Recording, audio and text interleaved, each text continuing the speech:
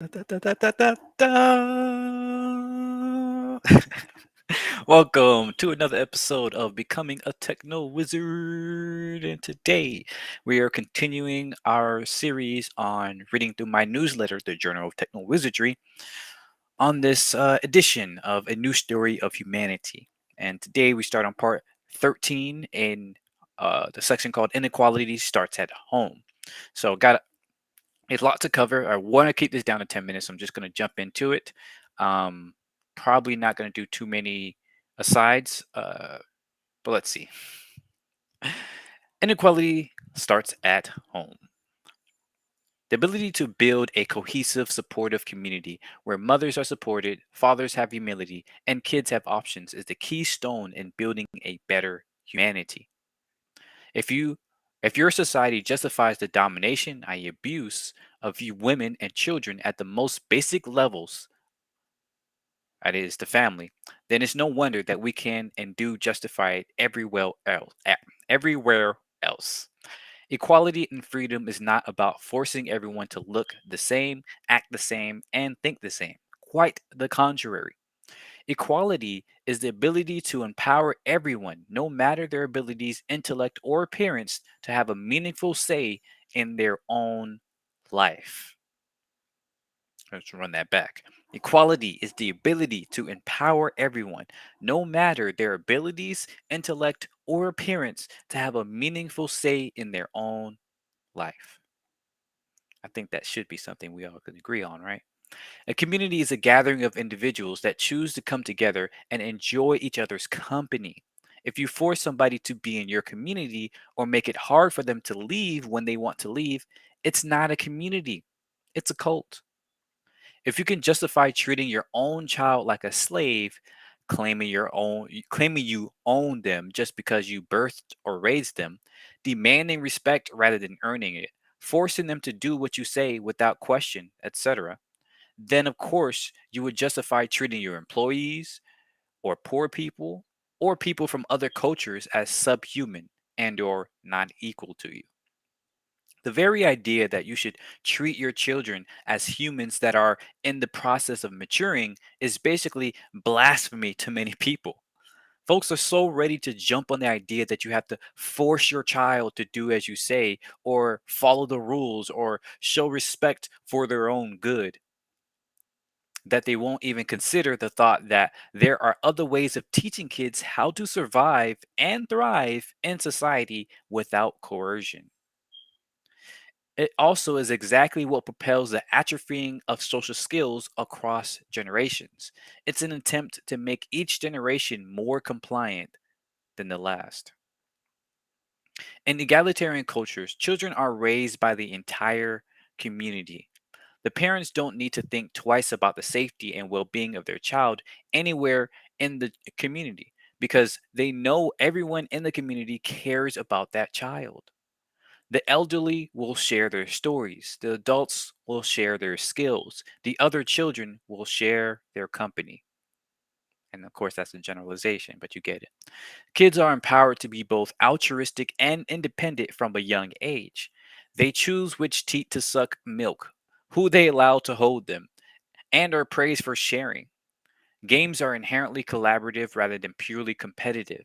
They are even allowed to deal with dangerous objects and ideas, learning to cook their own food and craft or use their own weapons as soon as they can manipulate the tools. Thus, kids are more self reliant at an earlier age, able to supply most of their nutrition needs before the age of 10, while at the same time recognizing that their independence is an interdependent affair. This is why child liberation is one of the most overlooked yet fundamental causes for wide scale change. We like to think of poverty as one of the biggest problems in our society. It's a huge talking point and the focus of many great organizations.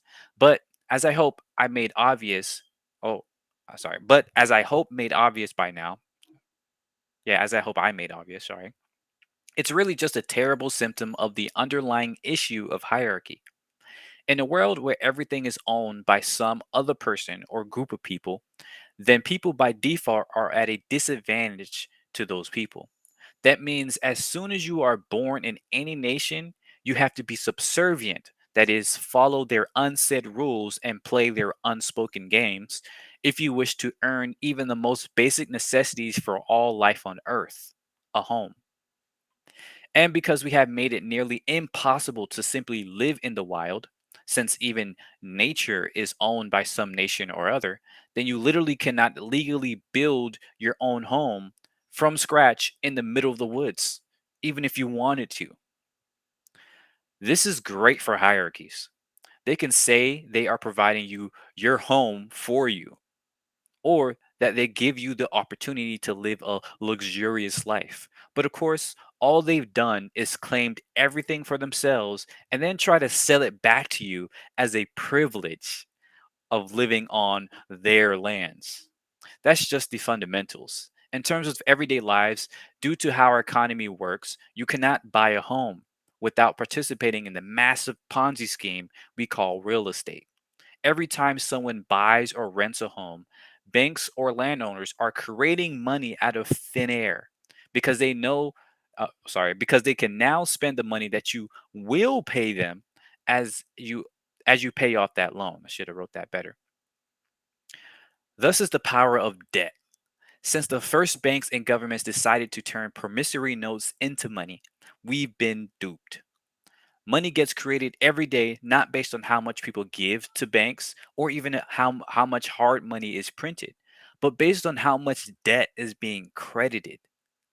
People are homeless, not because they are lazy or even because they are in a third world country, but because they can't or don't participate in this circle jerk of debt. This is how the rich get richer as a poor get poorer because everyone is coerced to go into debt in order to buy anything of worth, but only the rich can use that debt as credit and then spend that credit to make bets on what debt gets paid or what stocks go up and down, thereby compounding their money. That's how you make your money make money, by exploiting everyone else who don't have the means, heart, or knowledge to exploit you.